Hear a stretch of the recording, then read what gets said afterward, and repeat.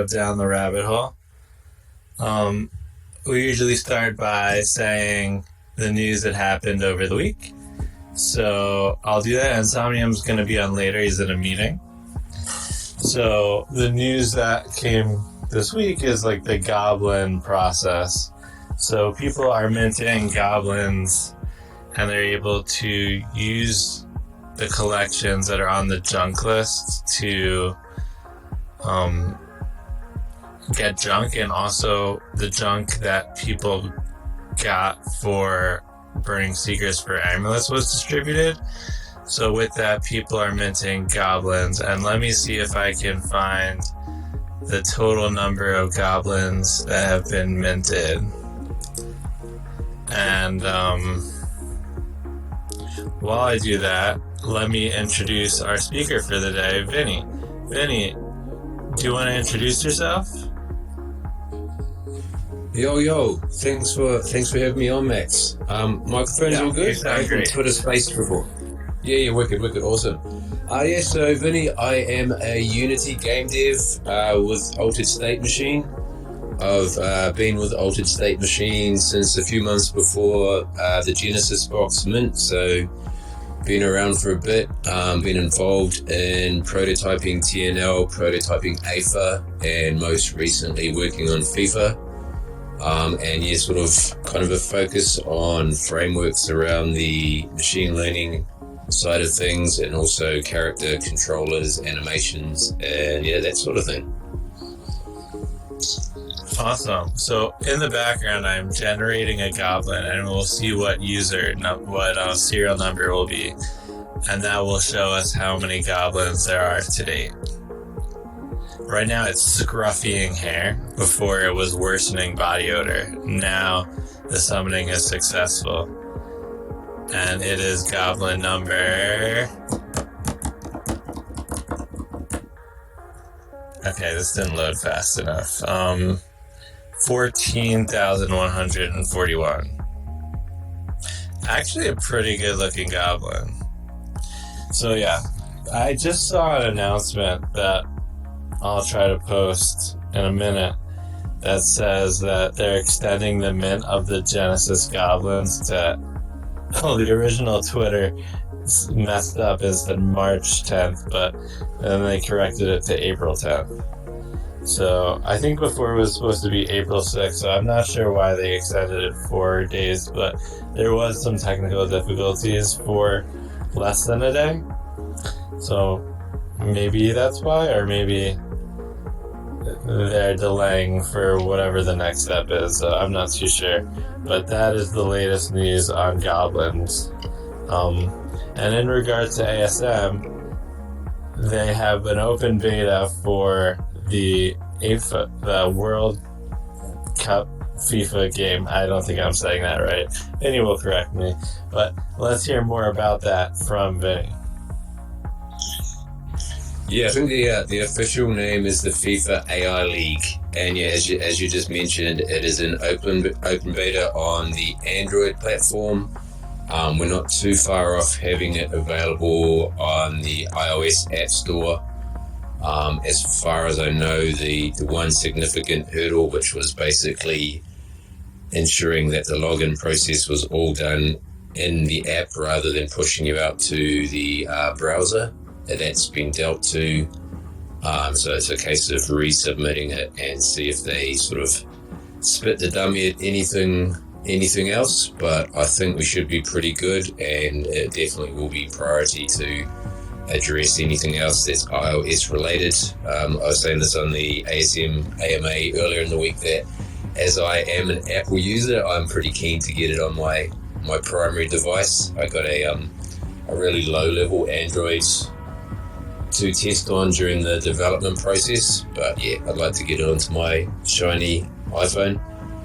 So yeah, that's sort of been my focus for the last 6 months. Really, it's been an adventure. It was a pretty tight turnaround, an amazing team that I'm really proud of what we've put out. It's the first game that ASM's actually got out there to sort of prove this concept that we've been talking about for a while now, and it's yeah, technically it's quite impressive. There's basically 16 neural networks running at runtime, and the reason there's 16 is because each player has the ability to blend between the two. That's I'm not sure there's anything else out in the market that's just fully runtime AI anyhow, but I'm very sure that there's nothing that's blending multiple models.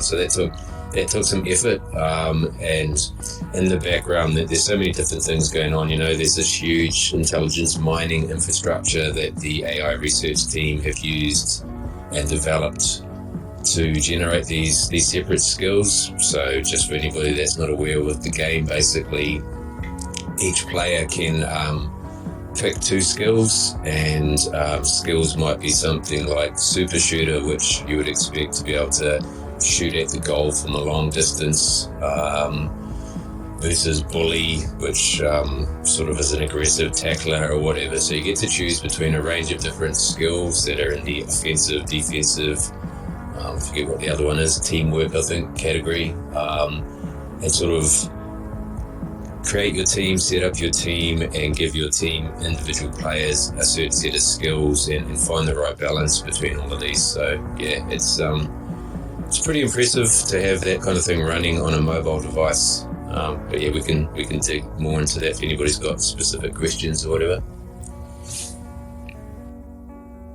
I also want to, before we go further down that topic, I want to address that the end of genome mining on the Ethereum network is coming up. Is that correct? Yeah, so I can't speak too much to that other than it has been paused. It's really important. Everything obviously is getting integrated right now to the root network. And so we didn't want to stall that any longer. It's important to get everything in there. So that is the case. So how long it's paused for, I can't speak to. It's not my area, but yeah, that's correct. So just on that, the Asto energy generation will continue, so you're not missing out there, and the ability to mine Gen 2 brains will make a comeback. So it's just a pause.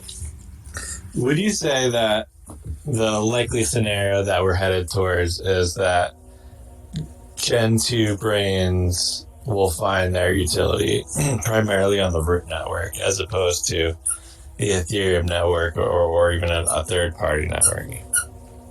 Yeah, good question. And I can only speculate to the same degree as the community, to be completely honest, because it's just not where I sit in the organization. But it definitely seems as though everything new, I think, and probably somebody here can correct me, I believe Aaron has said every mint from now on will be on the root network. And if I do have that correct, then it makes sense that all of these assets that require brains, the brains will also need to be on the root network. But yeah, that is just speculation because it's not my area. Sorry. Yeah, that's fair. Thanks for clarifying that you're answering that question as a fellow community member as opposed to as in your official capacity. I'll have to do that fairly regularly, Max, to be honest, because as a game dev, I'm sort of at one end of the table. So yeah, I'll try my best to clarify each time. So, just so everyone in the audience understands, how about you describe some of the work you've done on the game development side? Yeah, cool. This is what you do. Yeah, absolutely. So, basically, when I joined, I remember the first time I got to meet. It was deep COVID times in New Zealand, so everybody was working remotely. And a community member who often listens in, so might even be here, Dowser, actually had reached out to me and said, "Bro, are you into NFTs? And do you need any work as a Unity dev?" He knew I was a Unity dev, and he pointed me at Altered State Machine, and I sort of just immediately went, "Oh, fuck." This sounds cool. Just the name of the company as a starting point just really amused me. State Machine being sort of a game developer kind of thing, a state machine being where you store the state of various actors within a game and behavior trees and all the rest of it. And altered states being something that I'm quite a fan of. So just the name, I was like, okay, these guys sound really interesting. So I had a Zoom with David and Hal, two of the founders, and they just started talking to me, and I just kept interrupting them. I was so excited by what they were talking about. My mind was just exploding with ideas. So anyway, I had told them that one of the things I'd done over the years as a Unity developer was really work on reusable frameworks, sort of try to create generic code, reusable, modular, kind of that side of things. And so when I initially jumped in, I was like the third person to touch the code of David's very original AFA prototype with his 8 ML agents running around, and that was sort of the birth of the whole AFA thing, really. The only other person that had touched that code, apart from David, was Dr. Alex, who is our, not sure if it was official title, but one of the lead AI researchers in the ecosystem. And so initially that was my job, was really to take that prototype code and Unity's ML agent framework, which is what we've built a lot around, and just wrap a framework around that. So what that meant was leveraging what Unity had provided and providing tools for the AI research team to set up training environments and be able to say, okay, player one, we want to incentivize to score goals, for example. So how, just without going too deep, how reinforcement learning works, which is what we're using in these games, is effectively like training a dog. You sort of reward it for doing good things and penalize it for doing the things you don't want it to do. So in order for an AI research team to build a pipeline and configure that, it required frameworks. So that's one side of what I do, and I enjoy doing it, but it also can be a bit dry. It's not really gamey shit, it's more just C# frameworks. So the other side that I have a focus on and do really enjoy is the input and animation controllers. So if you imagine one of the little AFA or FIFA All-Stars, in order for them to move, they need a controller, and that controller can be a number of different inputs. The ones we're seeing in FIFA, they're all exclusively being driven by these neural networks, so that's the inputs. But I've built frameworks so that you can drive those same characters using user inputs, so mouse and keyboard or screen touches or whatever, so that you can have a replay system, which is something that a lot of people are asking for in FIFA, for example. Right now, you can't watch replays, you can't go back and relive the glory, but technically we've got systems that do largely provide that. So as the game plays out in real time, it records all of those inputs that are driving the character around, and we can then stream those inputs back into a replay controller and replicates the input. Another one would be like a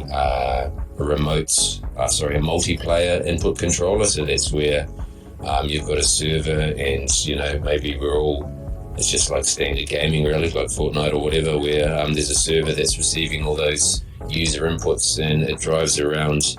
In your own game, you're driving yourself, and all the other ones are receiving inputs via the server. So basically just a framework to say, okay, whatever kind of inputs we want, we can move these characters around. And then the final stage, so that is an animation controller that sits on top of that just animates the player to match its movements. So walk, run, turn, all of that kind of jazz. So yeah, that's kind of my area.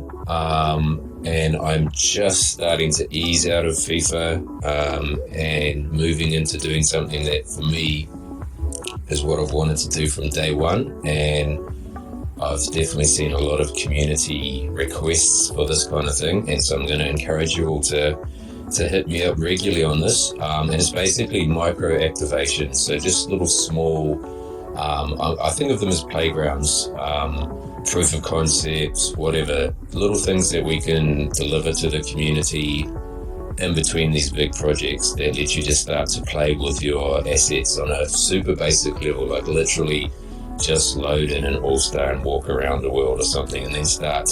Yeah, I can't say too much because I haven't got any of these actually signed off yet, but I've been given permission to explore. So yeah, that's got me pretty excited. So feel free to hit me up with those ideas. I do have a big long list of ideas. I am fairly active on Discord. One of the cool things about being a Unity dev is from time to time you have to build your project, and that can give you 5 or 10 minutes where your machine's completely locked up. So I've got 3 screens. I'm sitting here at the main screen coding away, but if I'm building FIFA to my device or something, I'll jump on Discord, and yeah, I'm fairly active there, so don't be shy. Awesome. And if you had to describe to like a child what you're doing on a daily basis, is it writing in code language? Is it like playing, like, is there any bit of art to it? Like, what would it look like if someone was looking at your computer screen? Yeah, and I'd say it's like probably 80% writing code, or in the last few weeks, 60% writing code and 20% having ChatGPT write code for me that I then integrate. It's pretty trippy.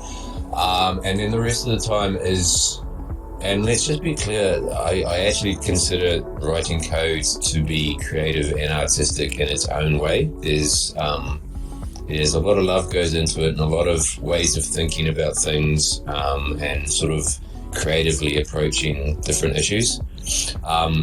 And then, yeah, the rest of it would look far more creative. When you open up something like Unity or Unreal, you're presented with a scene and a camera and lights and objects. And so there is definitely a bunch of more, I guess, traditionally artistic stuff going on where you're setting up your scene, setting up cameras to follow characters, messing around with the animation, switching in and out materials and that kind of thing. I've seen a few people recently in the community, messing around with different materials and textures on their goblins, because goblins are the creature of the moment and looking fantastic. So there's a bunch of that. Even down to shit like something I did a while back was put fur onto a fluff. So bring a fluff in and using third-party tools, just literally have it grow long fur that moves with physics. So yeah, a mix, but largely I'm definitely more of a code guy than a art design guy. Awesome. And you were you got into ASM quite early. Do you know how many employees were working there before you started? Yeah, I don't. I jokingly say I was number 14, and the reason I say that is just because it's my favorite number. But definitely in the first few. David reminds me fairly regularly that I was the first game dev to join the team, so that feels pretty cool. So yeah, it was a real tight little family, and it grew exponentially. So like I said, I joined in August, and it was COVID. And then in mid-December was the first time that a bunch of us met in real life, and that was ASM FLUF Silo, I guess. So, and there was I think we went out on a boat, and the size limit was 110 people, as I recall. So that was the size of the ecosystem about four months after I joined, and now, as we all know, it's 300 plus. Sort of a year and a half later.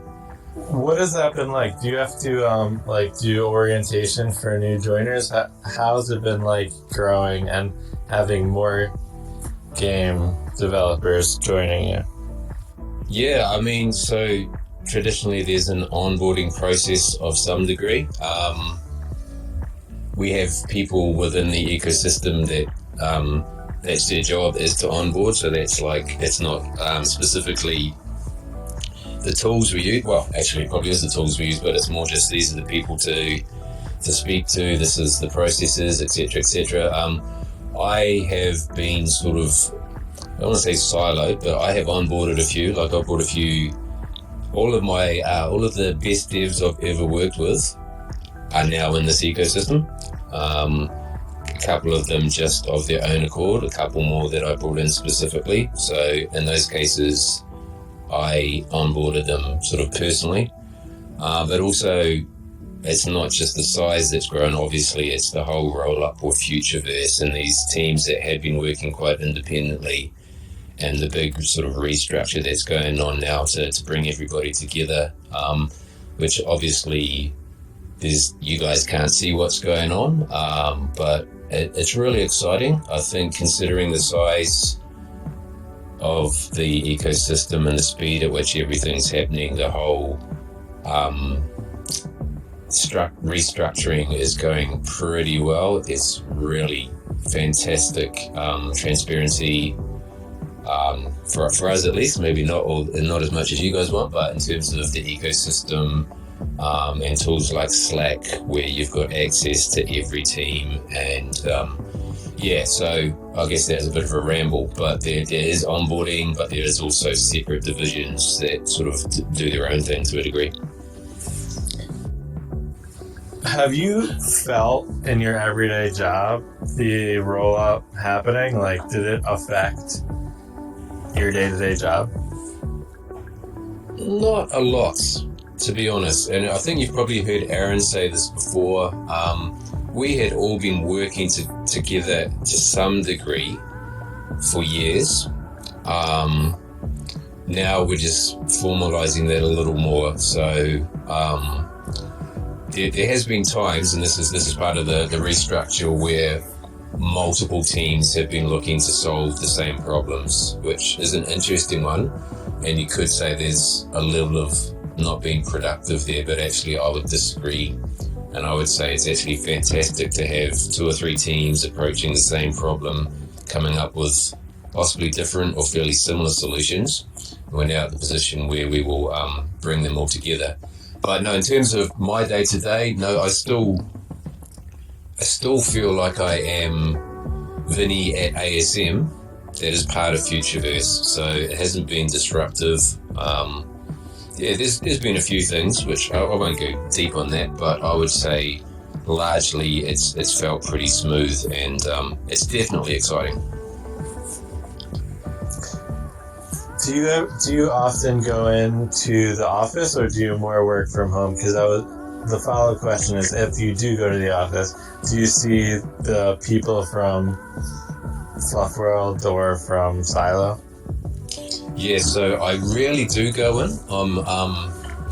I'm actually quite the introvert, even though I might not always present. I've worked from home for 23 years now, so it's a real comfort zone for me. And in terms of coding, nothing feels less productive than being in an office for me. But when I do go in, then yes. So there's a couple of different stories, and so you'll see the main players in the FLUF ecosystem are pretty regularly in the office, to my knowledge. And there's a bunch of regular ASM and Silo dudes. So yes, you see them all. I mean, when I do go into the office, I do love it. It's just a bunch of very cool, very motivated, creative people. It's a good time. If I go in there, I'm in a party mood more than anything. Once in a while there's a brainstorming session, but yeah, day to day I'm definitely a work from home kind of guy. So you don't like meetings, I'm guessing. Do you have a lot of meetings to go to on a regular basis? You're right, I don't like meetings. Meetings and that kind of... Yeah, they're semi-regular. I mean, anytime you're on a project that's it's got a delivery deadline, then obviously there's daily stand-ups, right? And they're super important. We all know to keep them as short as possible, and everybody, from time to time when you're having a stand-up, you've got the basic idea behind a stand-up is really, what am I doing? What did I do yesterday? What am I doing today? Do I have any blockers? But inevitably somebody will start talking about something else, and sometimes you just let that roll and the meeting gets a bit longer. Other times you just say, let's just take that, offline and whatever. And then right now, again, with the Futureverse stuff and the setting up the structure, there's a few meetings around that. But they're pretty exciting. So it's not too bad. I think there's enough experience within this ecosystem to understand how meetings can be a huge productivity kill and a huge expense. To have 10 people tied up for an hour is is not smart very often, and that seems to be part of the culture, which is nice. Do you guys do the 2-week sprints?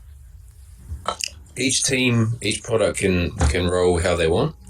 The ones I've been involved with, FIFA was a bit different. FIFA, initially, we just went, hey, we've got a tight deadline here, let's just go nuts. So we kept things a bit loose. We had to tighten a bit up at the end. But in general, I think most of the other ones I've been involved with, they were 2-week sprints. So how are you feeling overall right now, like compared to other times? Do you think we're in an exciting period of time? Do you think we're in a period of sustained building, or like what's your general sentiment? Yeah, I mean, I've said this a number of times. I've been doing this for 23 years. Not necessarily Unity, but just self-employed developer. And over that time, I've worked on some pretty exciting shit. I've worked with startups a number of times. I've never been involved in something as just game-changing as this. So I am every day super excited. There's so much going on. I know there can be a sentiment that not much is being delivered, but from my perspective, it's a little different. I look at, just recently we've had Buzzies and Futureverse and Amulets on the Root Network, and then Junking and then Summoning and FIFA. TNL's got the locker room. I think I'm not going to say they've promised it, but they've highlighted April. My understanding is the Silo team are ready to rock with some stuff that they, as I recall, and I think it was Will or Ben in their own words said, we're just going to let Goblins have their time, but we've got some stuff to drop too. So, I'm looking at that going, there's actually a ton going on. So, there's a lot more to do. There's definitely, I was alluding before to the fact that there have been multiple teams working on similar things, slightly different approaches. So there's a lot of rationalizing and looking for the productivity wins, looking to optimize, streamline. All of that work is ongoing. It's one of those things that I never know exactly how much to say there's cool shit coming, but I can't say everything because it fits into that trust me bro kind of meme, and I get that. So I think the best you could do is, because you're both a community member and a team member, try to explain, well, here's my perspective. When I talk to team members that are community members, you get a lot different reaction than, or like way of thinking than people that are just community members. And, I think a lot of people are wondering, what's going on? I think even if you're on the team, you don't have access to all the information that's out there, but you get to know the culture, you are a part of the Slack, you see some things that are going on, and you probably feel differently about how things are going on a day-to-day basis than someone that doesn't have exposure to the Slack channel, isn't in, working in a field where they can see what's going as part of their work. So it's quite a different experience for sure. And as someone that's not in that, I feel like my experience versus your experience on how things are going are totally different.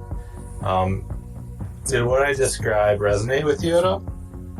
Oh, absolutely, Max. Absolutely. Yeah, I get it.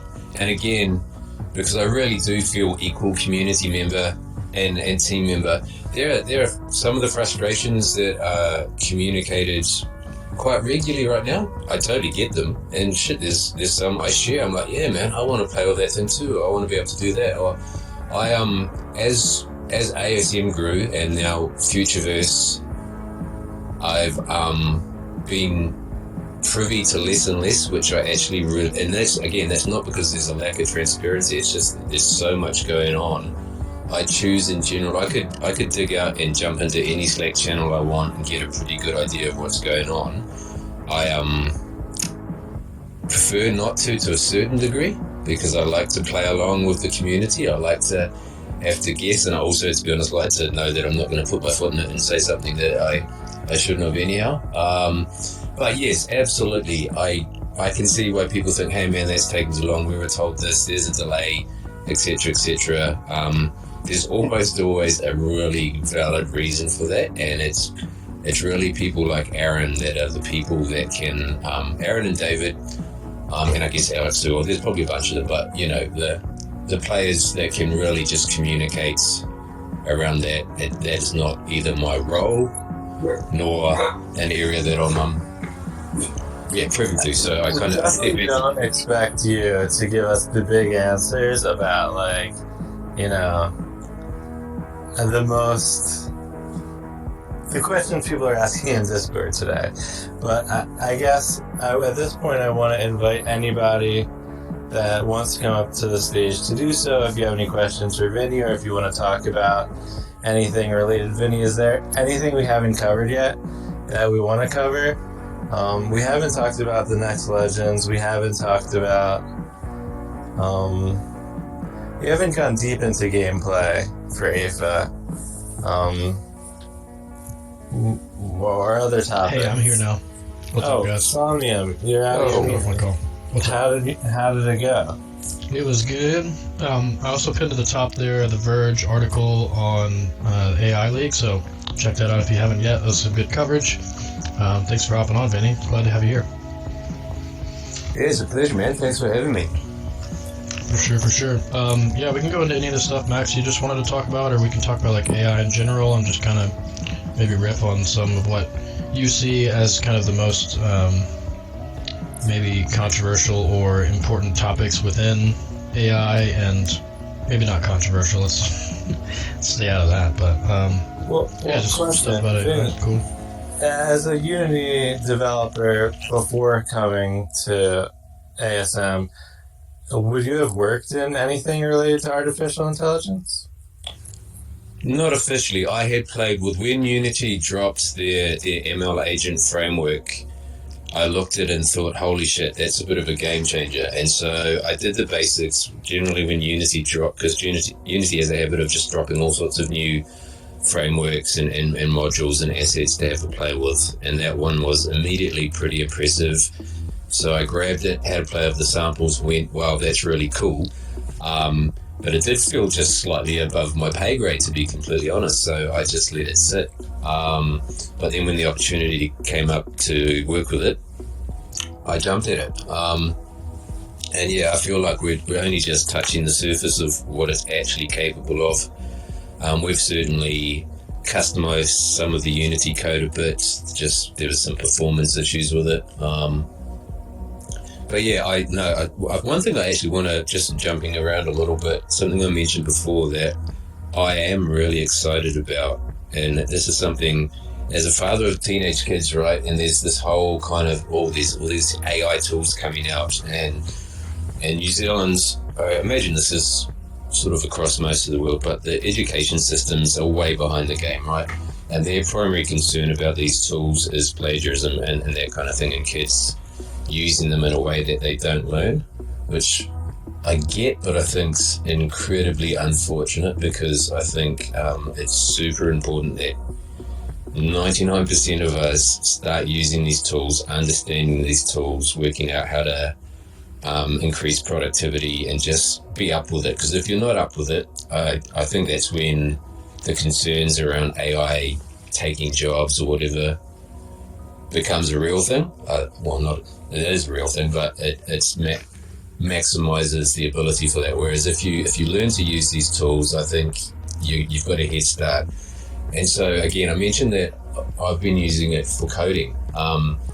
There's a lot to know in 3D programming, right? And there's certain areas that I just suck at. Like, I just don't have the brain for some of the. There's certain 3D rotational math stuff that I use at a basic level every day, and then there'll be use cases that I forget and I have to dig back through and go, how do I do that again, and feel like a fool, and it can take me 2 hours to do something that should be simple. No need for that anymore. I just jump on ChatGPT, ask it to sort it out for me, and it's done. So using these tools, and I know this obviously the core fundamentals of or the core mission for ASM is to gamify, democratize AI, but also just to get every part of that democratization is just getting people familiar with what it is, how it works, how you can implement it.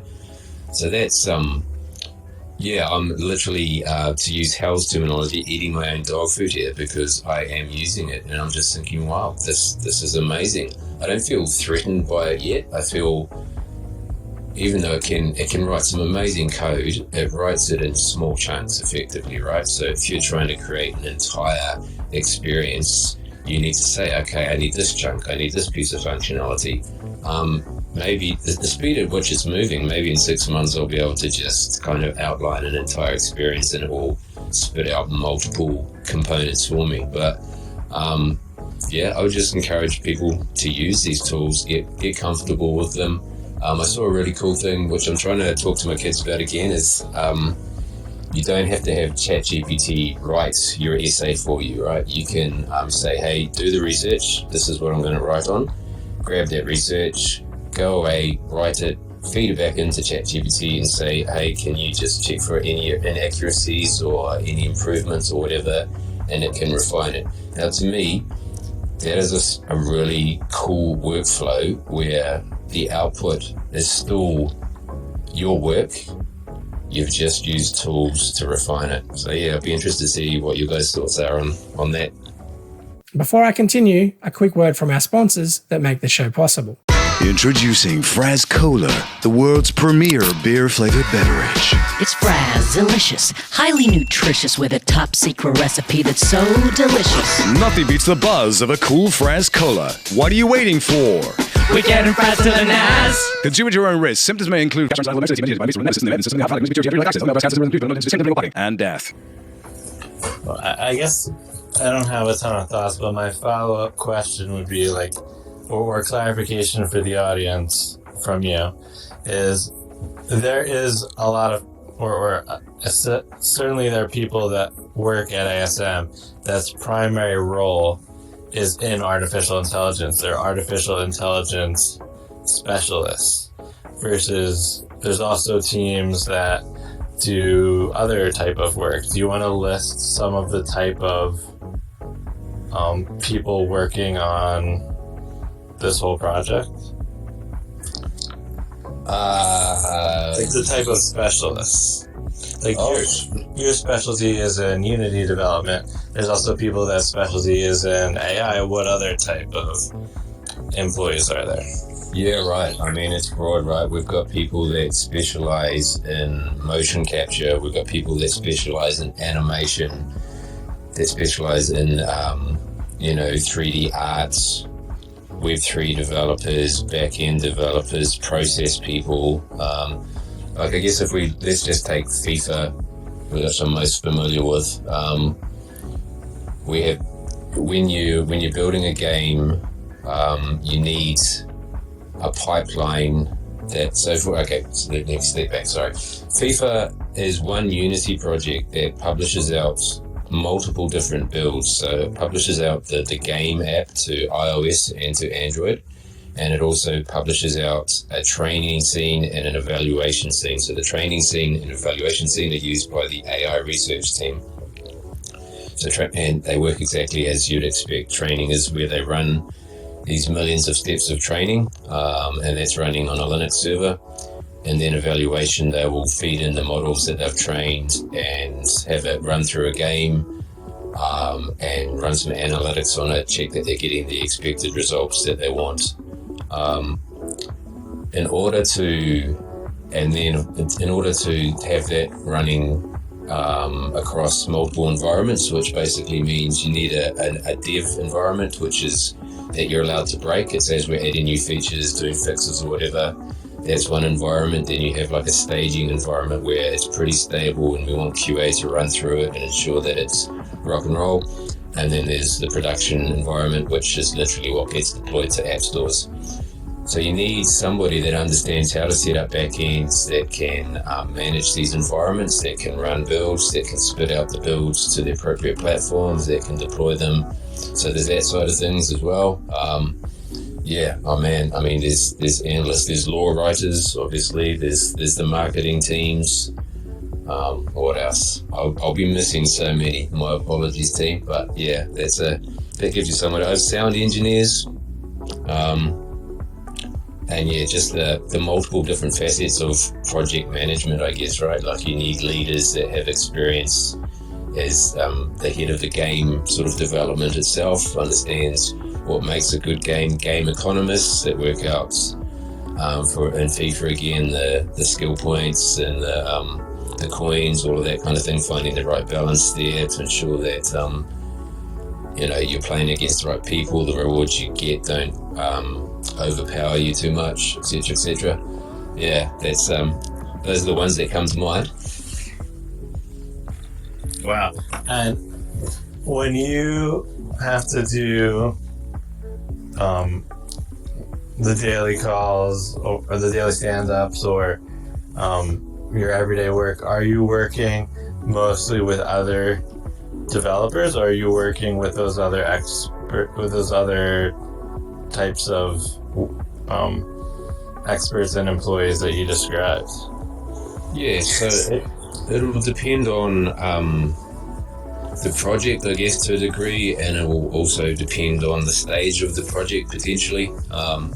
So for FIFA, the regulars in the stand-up were 5 or 6 Unity devs, 3 or 4 back-end devs, the QA team, the project managers, and maybe one representative from the AI research team. They worked somewhat independently of us for a fair amount of time, just because we gave them the tools and their focus was literally on the training, evaluation of the skills. So, but at certain stages in the project, if there's a certain, a benchmark coming up, or if there's a particular curly issue that needs resolving, then you pull people in.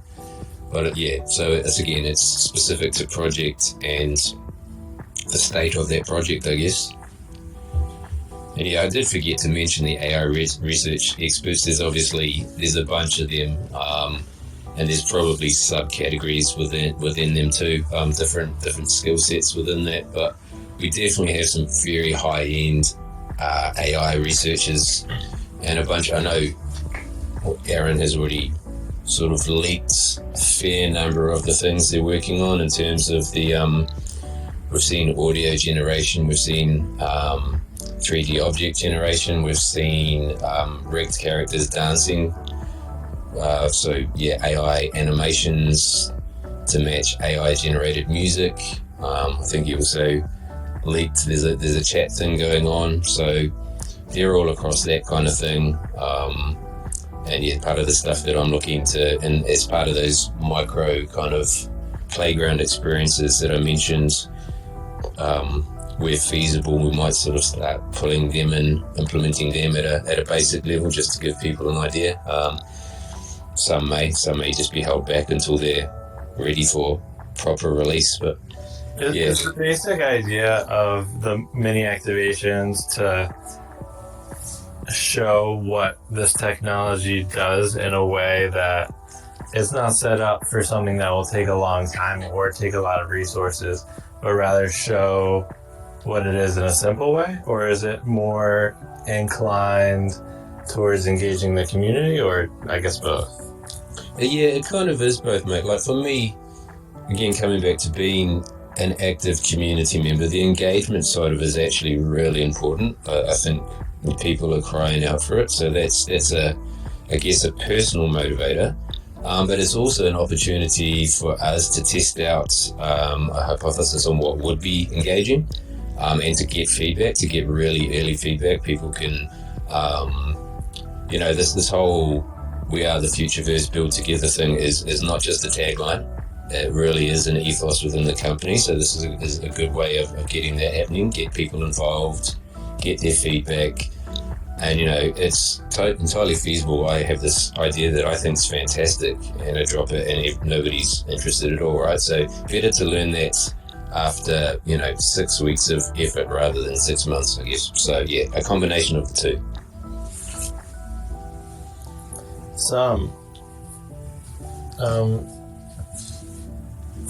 Did you have any questions asked? Oh, you gotta ask your standard normal question.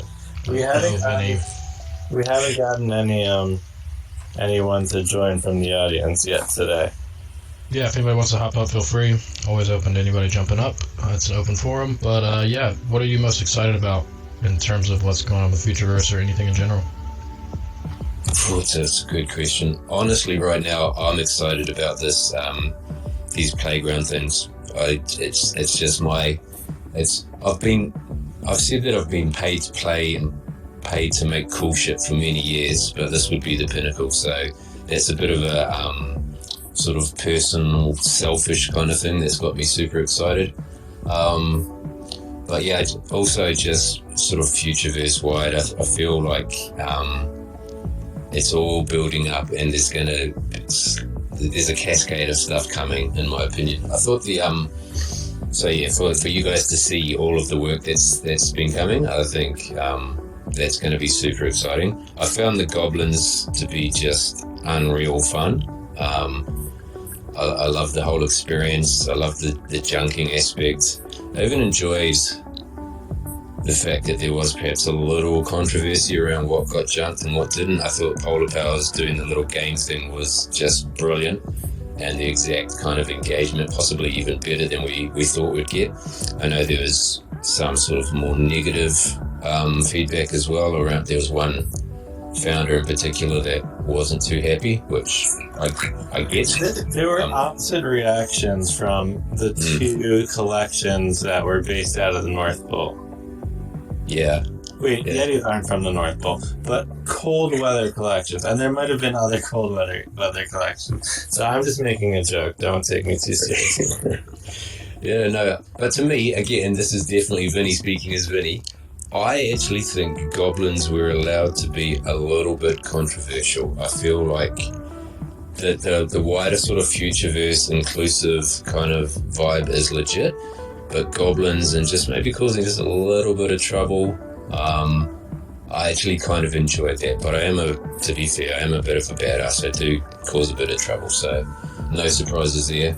So yeah, really, really have enjoyed the Goblins. I've got something I'd like to do with the Goblins, which I'll try and make fly. Yeah, it's hard to pin one thing down, so you'd know that, dude. But yeah, that's my thoughts. Do you want to respond in kind? What's got you amping? Ooh, good question. I'm excited to release the Seeker stuff and the things that we've been working on, like incentivized nodes and things like that. So just excited for that to come to light and people to play around with that. Speaking of, we have a stream tomorrow. So I'll pin that to the top here in a second. If anybody wants to tune in, we'll be talking about all things Silo and Seekers tomorrow, so be sure to tune in. Somebody in Discord had asked, just kind of like, well, I guess it wasn't much of a question, kind of a comment to AI and kids, I guess, in general. It says, talking to a dad the other day about whether, when, and how to introduce AI to kids and how woefully under-equipped schools are to adapt. Kids are a bit younger, but I've already seen them using it a bit with them, as I think it's a new basic skill like typing, etc. Just kind of commenting on like the use of AI in kids and like, I guess, kind of how and when they get exposed to it, and maybe pros and cons of that, if you have any thoughts. Do you have any kids, Vin? Yeah. So, yeah, I've got teenagers, right? So I don't have to. The when is not really a question for me because it had to be when it was available. As I was saying, I think it's absolutely, invaluable that our kids understand the capabilities and are guided to use it in an appropriate manner. Now, defining an appropriate manner is a really interesting one. I'm kind of lucky my kids have a real solid work ethic anyhow. I think just, like I said before, just having ChatGPT write your assignment for you, which is pretty capable of doing. We did a few just joking tests on that. You're just ripping yourself off. And I think that's the important message there, is make sure your kids understand, just what is the value in not doing the thinking yourself, but the mundane should have like finding all the right links and working out what's that's finding out what's the truth and what's not. So that's a really interesting part of the whole AI conversation, right? The data models that these large language models are trained on, who's controlling that. So I watched old Lex Friedman talking to the OpenAI game. Forgot his name now. And that was really interesting because I didn't know what to think. OpenAI is sort of being called closed AI by plenty of people as well right now. But listening to his ethos, if I take him at his word, he didn't seem that far removed from some of the things that we're trying to achieve. So who knows? But yeah, coming back to children, I think it's a tool that if your kids don't have access to, I believe it puts them at a disadvantage. I feel like, it's the same thing. So when COVID hit over here, the government had to do a real push to ensure every kid had a device. So the lower socioeconomic kids would have been at a huge disadvantage if they didn't have some device to be able to do online learning with.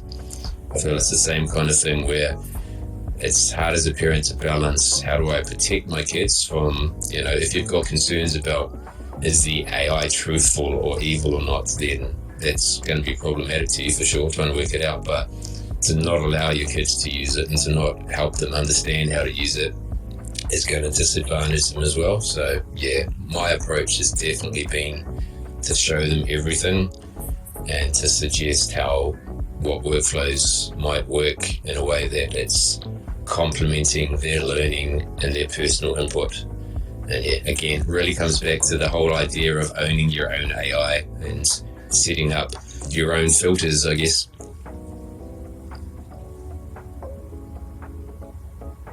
Very nice.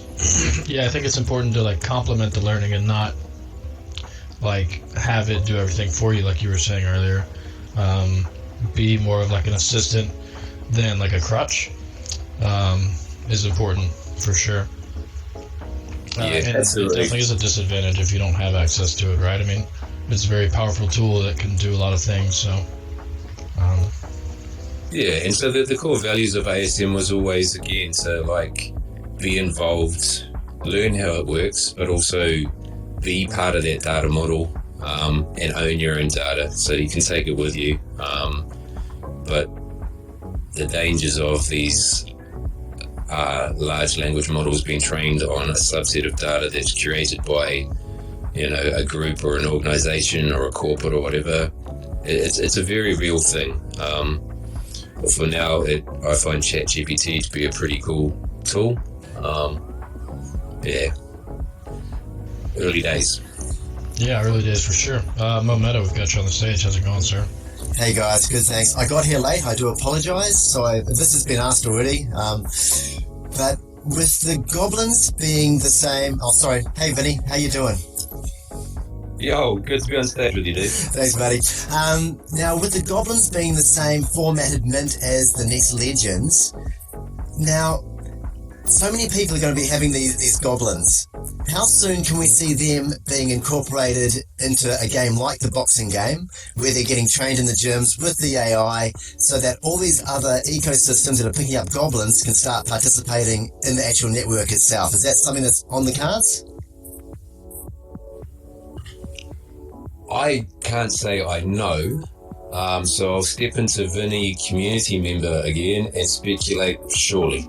That's a vague answer, right? But I mean, yeah, the entire purpose of this whole thing is interoperability and the ability to create agents, which is a combination of a brain with a memory tree and a genome matrix and a form. So on a technical level, why would a boxer be any different to a goblin? I think it would be absolutely hilarious fun to stick some of those big mamas in against the humanoid boxer. So I'll definitely be advocating exactly that kind of thing, but I have no transparency on anything like that going on, and to be honest, if I did, I probably couldn't say. Is that fair? Are goblins stronger than humans, or are humans stronger than goblins? What's the deal with that? Yeah, well, that's a really good point, right? Like, so, I mean, some of the goblins I've seen do look like the beasts, right? They definitely look bigger than any of the boxes I've seen. But I think also there's definitely been, so when I was prototyping TNL, there was ideas, and I don't know whether these have made it into, what's in production, but there was ideas that the form would have attributes in the same way that the brains do. So, a big form would have a strength value and a speed value, and you would combine the two. And I think that's a very interesting idea to explore. So I'm sure it's been explored. Whether that's implemented, I don't know. But yes, to come back to that would really depend on the attributes that have been assigned to those forms. Yeah, could have some fun. That is for sure. Yeah, it seems like a natural progression from the way we went through that whole minting, the same as the boxes. So I think that's really exciting because there's a lot of people who weren't involved with the TNL drop. But maybe there's some goblin bags coming with some goodies as well that could be similar to the TNL bags. Because I know that everyone's excited for goblin armor and whatever else is involved there. So exciting times. Thanks for answering my question, Vinnie. Cheers, bro.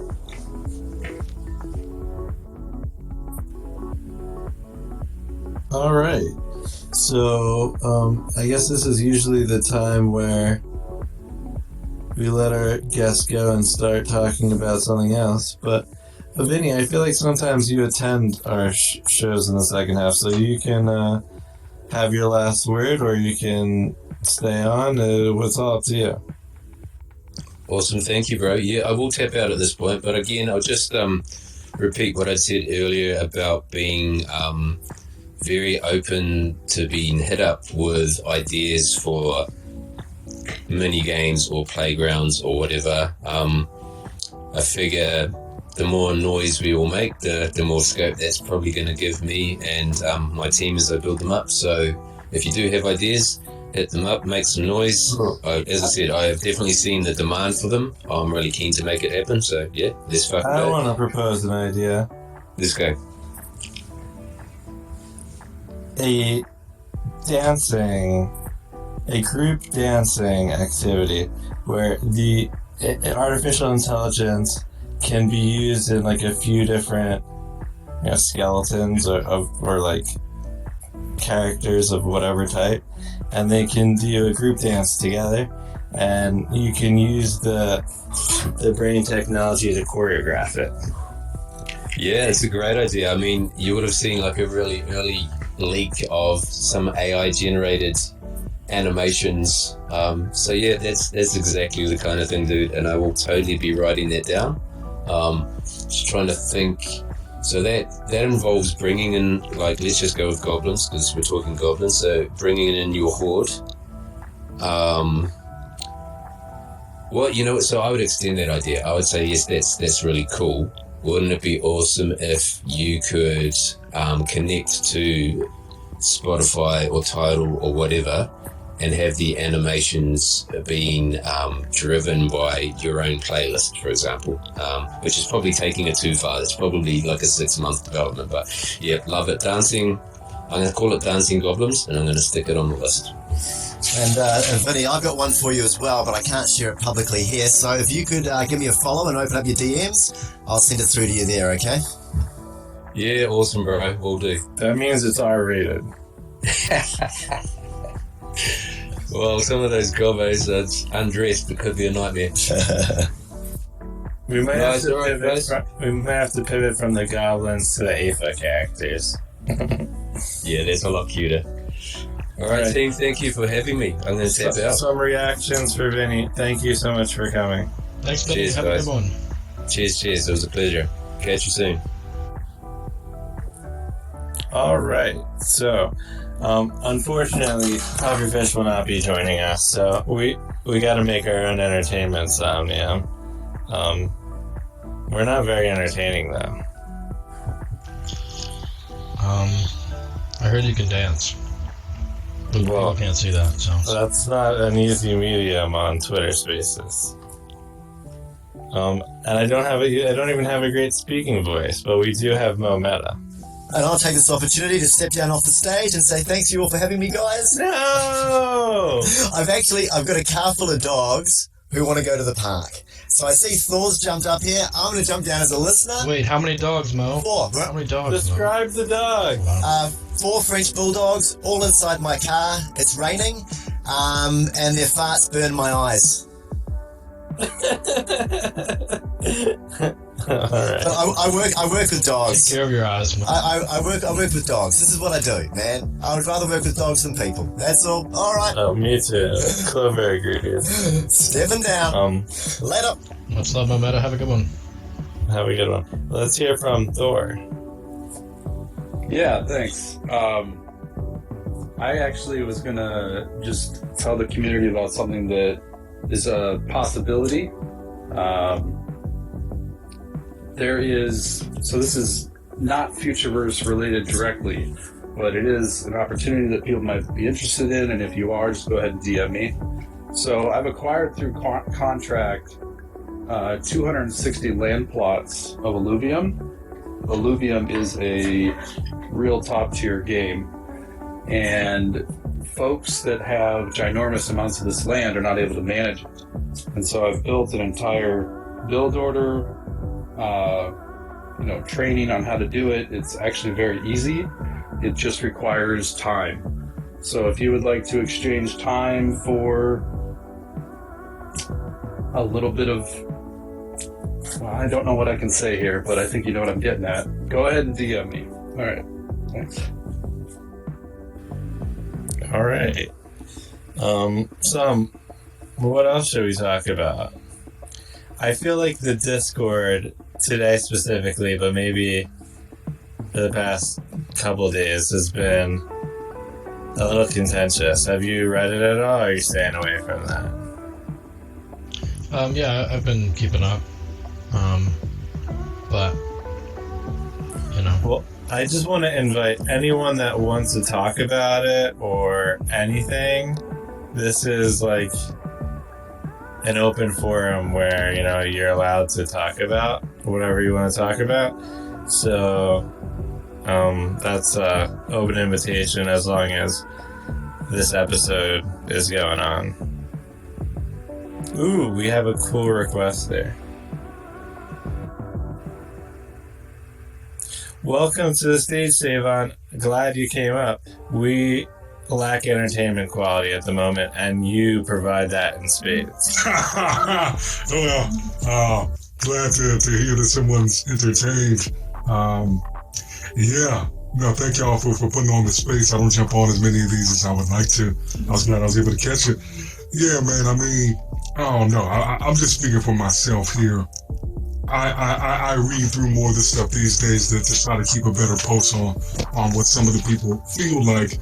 And I think across the board, it has been said ad nauseum that people, there has been disappointment in the community about some of the timeline snafus, miscommunications, and all of that jazz.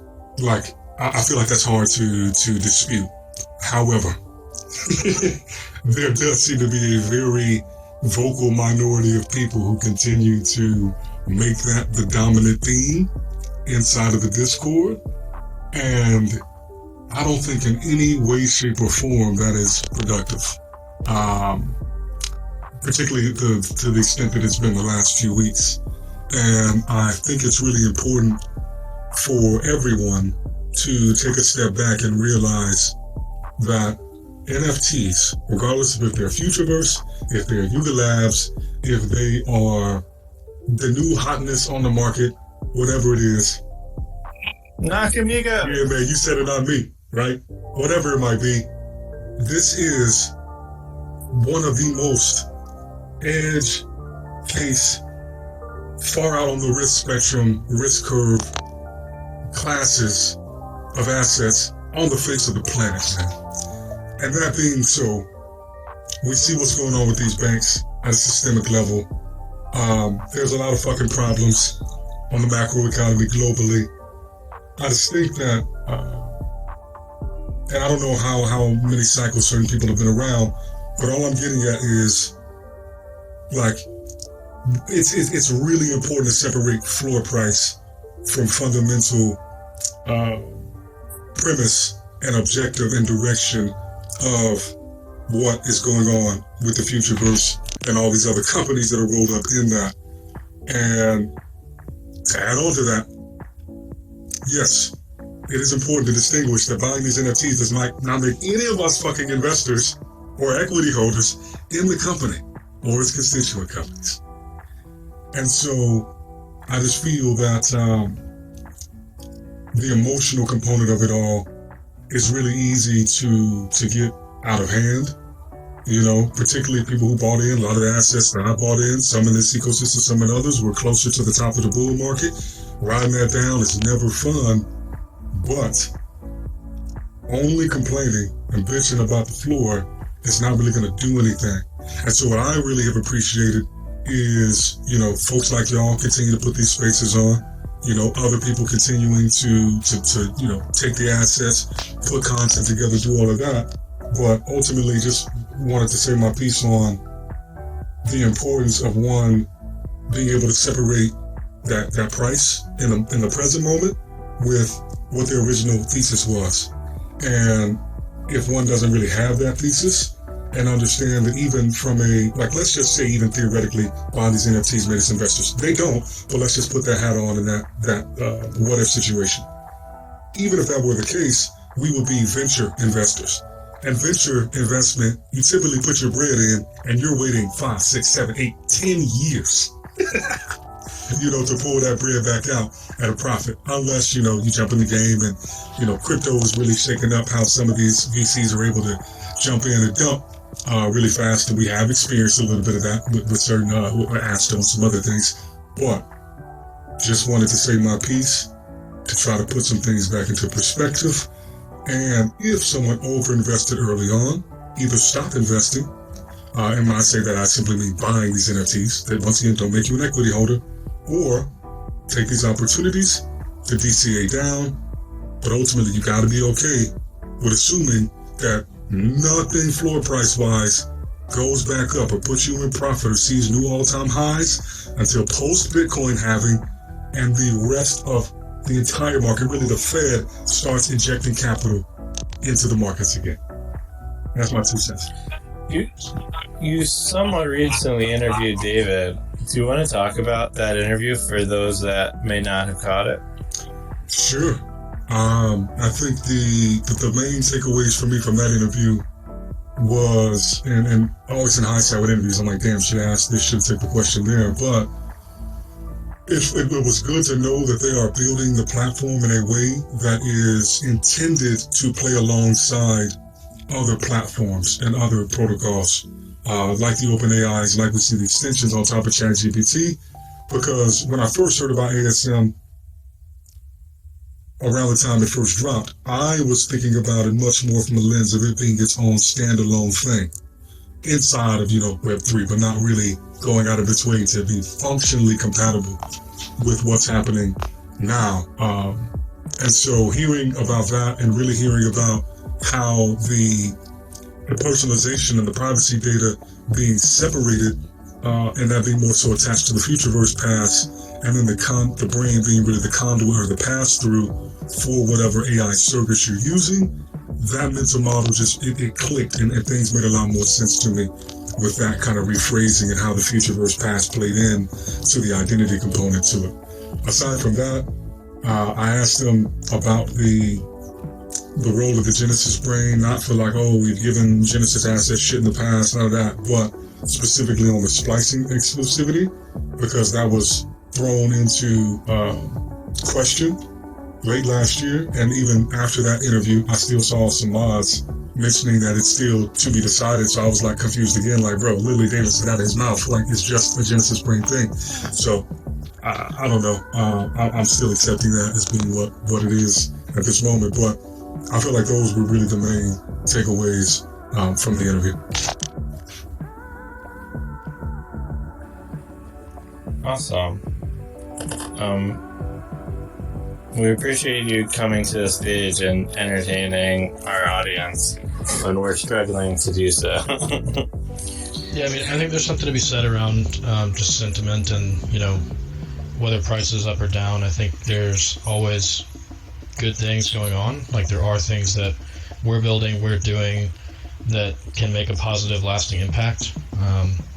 And, other things that we can focus on that, will bring us value, like making friends and, like, having these conversations and, just doing things that make us happy for now.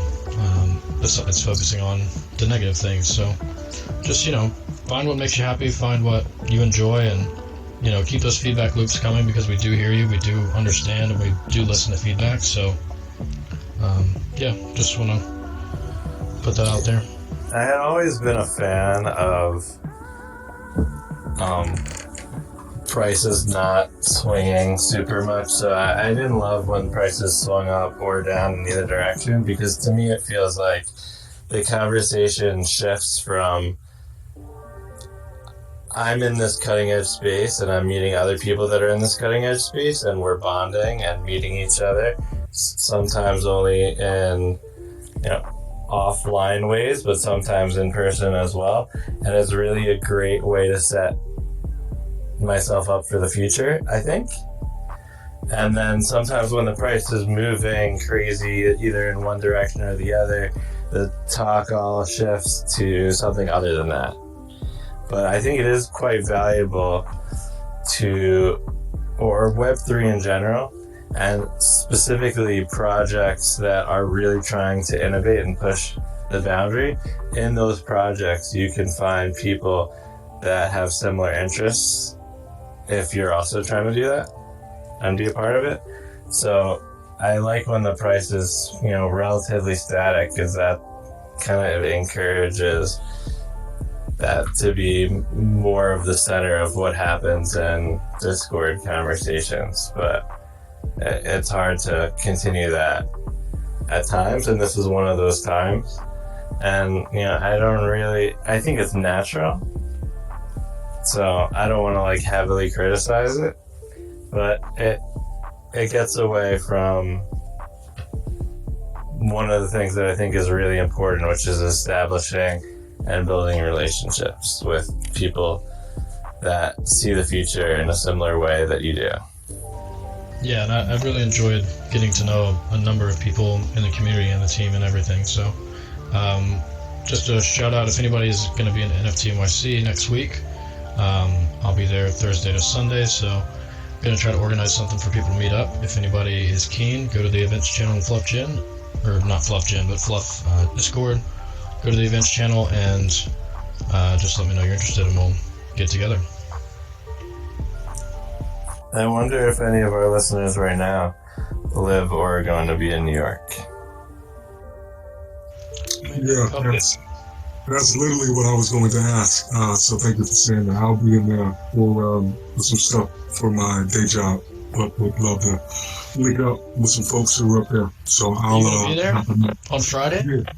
Yeah, I get in on the 11th, I believe. Oh, perfect. And you're there all weekend? I leave Friday, so I'm basically there through Thursday, and then Friday my flight's on the earlier side, I think. Okay, I get in on Thursday, so let's meet up on Thursday then. Maybe we'll just grab happy hour drinks or something, or anything, down for whatever. But we'll link up. All right. Smooth. Sounds good. But yeah, I think we're going to try to do something on Friday night, maybe, is the original plan as well. But yeah, I'll be in town Thursday to Sunday, so open for whatever. Be good to meet some of you guys. What else we got going on? Have you played the AI League at all, Max? You haven't gotten your hands on an Android? No, I'm an Apple user for now. I definitely am thinking about switching, but I haven't switched yet, and it's not the top priority item for me in my life at the moment. So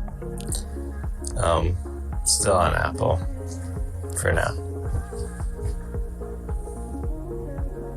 Gotcha. I do want to play that. I played a little bit. It was fun. Good time. Yeah.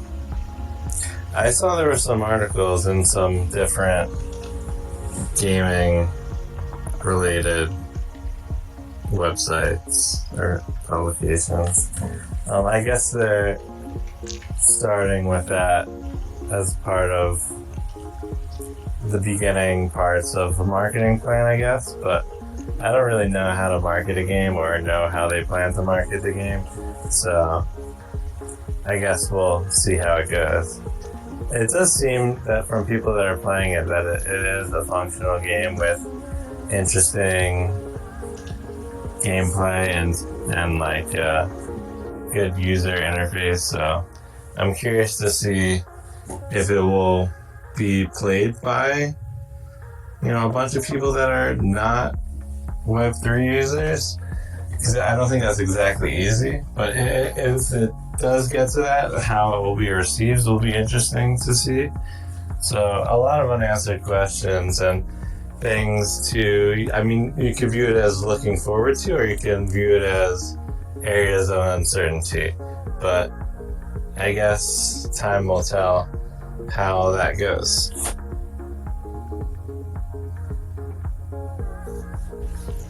Yeah, I mean, at the end of the day, I think it's important to keep in mind the vision, keep in mind like what we're trying to build, which is the foundational infrastructure for the open metaverse, and you know, showcasing that to the world and how that can work and interoperability, and we're getting there. So it's definitely, you know, takes time, but it's exciting stuff, and you know, we're all involved in the process. So I think that's definitely worth keeping in mind and enjoying the process of, because you know, it's a big change and a big shift in how technology works and the way consumer habits work and things. So we're definitely on the cutting edge of tech and, you know, pushing the limits of what's possible. So, you know, just keeping the vision in mind and enjoying the ride. Yeah, I get that some people are having a hard time enjoying the ride today, and that's okay. But it doesn't seem like anyone that is in that boat wants to come up to stage to talk about it at the moment. But it's understandable. Everyone's opinion is, you know, valid and understandable for the most part. So yeah, we just kind of ran out of things to talk about at this point. I saw the summoning is extended. I believe that's due to the Easter holiday and not trying to have a bunch of our devs work on the holiday. Oh yeah, we talked about that earlier. And yeah, cool. Captain wrote in the Discord recently, like 20-30 minutes ago, that the reason why is because of the Easter holiday and not wanting to overwork the team that has already been working very hard to launch the Goblins, and they need more time to number one, enjoy their holiday without working through the holiday, and then launching whatever the next step that it is. Like the changeover from Genesis to Season 1 requires their team to work a significant amount of hours, and they don't want to do that over the Easter break. Also, just a heads up, if anybody created a future pass before the first junk airdrop, there will be another and a recurring pipeline to make sure that is automatic going forward. But just a heads up, if you created your future pass or made your future pass afterwards, you will need to wait a bit so that they can airdrop all of that junk to you. Just a heads up. I've seen some comments about that, so rest assured you will get your junk for your amulets. Oh, so if someone didn't create their future pass, then their amulets wouldn't have been sent to their root wallet, and thus they wouldn't have been airdropped the 100 or 200 or 500 chunks that went respectively to the bronze, silver, and gold amulets. Yep. So for anyone, wallets, so it's just a manual process. For anyone that didn't migrate, they would never see. If they didn't migrate before a certain time, they would never see their junk. Got it. There will be a manual push, and then, like I said, it'll be automated so that. I gotta think it's important that we shared that, but I gotta think that most of the people that attend this show probably already are the type of people that would have migrated before then. But maybe there's some people that will find that comment helpful. And it's good to share the news anyway. We are definitely running out of entertainment. Here's what I will say. In the case that Pufferfish is no longer with us providing a top 5, we are recruiting, and this is not a paid job, but we are recruiting a new comedy leader for Down the Rabbit Hole. Isn't that right, Sam? A comedy leader. That's it's quite the title. We maybe need to give it a different title, but Pufferfish did provide a different type of entertainment for our shows that we are now lacking. The monologue that he had me read last week, I don't think I did a good job of delivery. I'm not good at it. It was a bit out there, but it was out there. Did your best. I think we're entertaining enough, but then saying we're not entertaining is less entertaining than being not entertaining, right? Well, I guess it's not that easy. G's for Goose on the stage, though. How's it going, sir? Welcome. Hey, I'm doing well. I missed last week, so it's cool to be back again.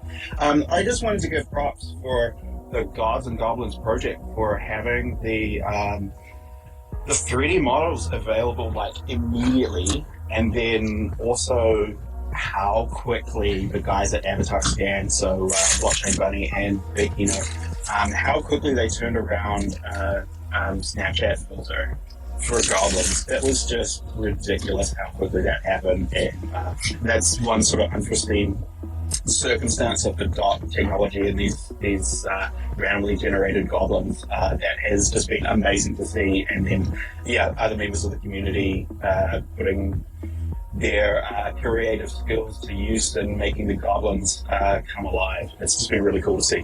That's all for me. Yeah, I do think that the technology is pretty cutting edge on being able to create a unique asset that looks like it's part of this particular collection, but that doesn't look the same as other ones, close to instantly, and it being 3D rigged from that. I don't know that anyone has done that before. But even if someone has done it before, it definitely is very cutting edge. Just to move on to the next point, I see a comment from Terry on the comments for the chat room saying, I have to create a future pass to get my amulets and junk. So Sam, can you explain the process for getting a future pass? It is quite simple and you can do it real quick. Yeah, you can just jump either to the underground or to Gods and Goblins site. Both, you can just connect your wallet there, read over the information that's provided there, and then sign to make a future it'll pass. show you terms and conditions and then ask you to sign. Yep. And after that you've got it, and then you won't have to do anything to get your amulet. It'll just show up in your assets in their inventory there. So if you haven't logged into the underground or to Gods and Goblins site for like weeks, then you wouldn't have set it up. But as soon as you do log in to those websites, it prompts you immediately to set up your future pass if you haven't done so already. Yeah, So, definitely. as an example, Something like, that happened in the past few weeks, so. yeah, as an example, if you wanted to create thingy art in the past few weeks, you would have had to create your future pass to do that. Yep, that's right. If you wanted to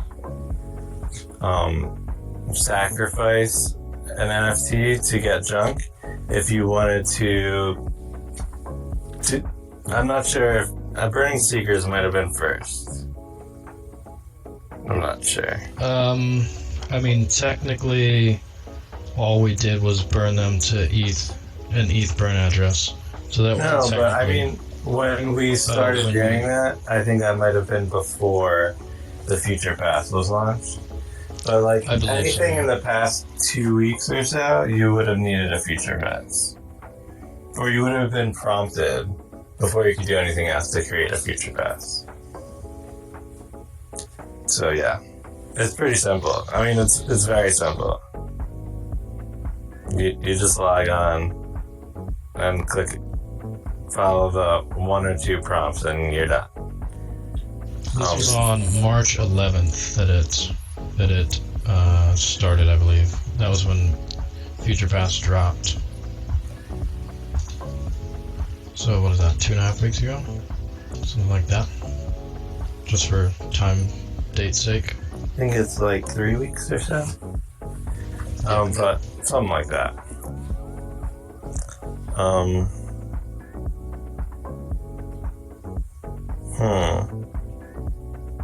What other topics? Is it time to call it a day? We're almost at the 90-minute mark. I don't have anything pressing. Just excited for what we got going on. I've got to jump in a few minutes anyways to hop on a call, so we can wrap it up here if that's it. Great.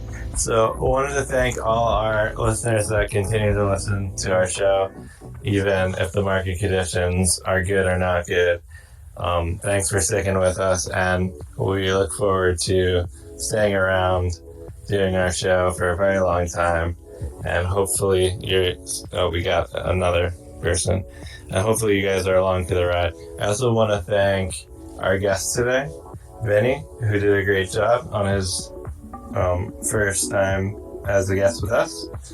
And thanks to everyone that participated and attended. Now let's hear from AC. Oh, no. Okay. So with all that means I will end the space. So thanks everyone, and we'll see you next week.